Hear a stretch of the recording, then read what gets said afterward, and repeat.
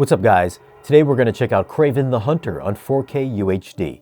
I'm not here to talk about how good or bad the movie is. I'm just going to share some thoughts on the audio and video quality.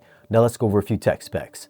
The movie was shot in 4.5K. It's got a 4K DI. It's rated R. Runtime is 127 minutes, aspect ratio is 239:1, and the audio is in Dolby Atmos. Now before we take a look at the audio and see how active this mix is, if you don't know what the Atmos viewer is, you can find a link down below in this video's description that tells you all about it, what it does, and where to get it.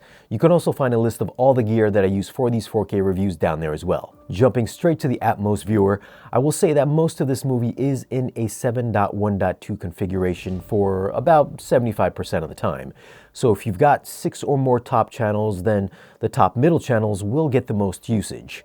There's a couple of the bigger action scenes which I thought would use more than 9 or 11 channels depending on your top channel layout, but it stayed mostly static. There's still some good stuff happening within the lower speakers, so the sound should keep you surrounded the entire time. Now there are a few scenes that do get the dynamic treatment. The prison scene at 2 minutes in gets a lot of surround activity, placing the inmates around the entire room, talking and making clanking, banging sounds above your head, and there's a couple of flyover shots with some pretty solid movement throughout the top channels. The finale gets the most surround activity with cars flipping over with a lot of animals running around. It's got some nice atmospheric effects here and there, but overall I didn't really find anything that really stood out in this mix. As for the bass response, there are 2 really big stampede scenes that happens in this movie, which really gave my subs quite a workout. You could feel the rumble creeping up in the subs till you start to feel your walls shake. And there's a couple of explosions that do hit really hard. So while the surround activity wasn't the most memorable, it did have some really good bass. And the dialogue always remained easy to hear. And thanks to Kaleidoscape for this copy of Kraven the Hunter so I can bring you guys, the home theater movie loving community, this 4K review. Now if you want to get your movies weeks and sometimes months before they come out on 4K Blu-ray in the same if not better quality, consider getting a Kaleidoscape at our channel partner Dream Media. Links are down in this video's description. Sony usually has excellent looking 4K transfers, and this one I felt wasn't in their top tier. The image brightness was fairly dim all the way through. It's got a max CLL of 807 and a max FALL of 94, so it's not exactly a bright or vivid looking HDR transfer.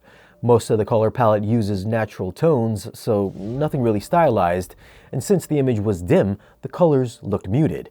It kind of felt like it was overcast most of the time. It also looks like they added a very light layer of grain to take the digital edge off of the image to make it feel more film-like. It's still got really good detail, so making out wrinkles and pores and fabric textures and abs is not a problem. It's not going to be demo material to show off how crispy your 4K display can look, but it still has plenty of detail nonetheless. Black levels did look raised in some shots, while other times they were very deep, elevating contrast levels. And the peak highlights were more like dim highlights, so you will not be squinting at any point in this movie.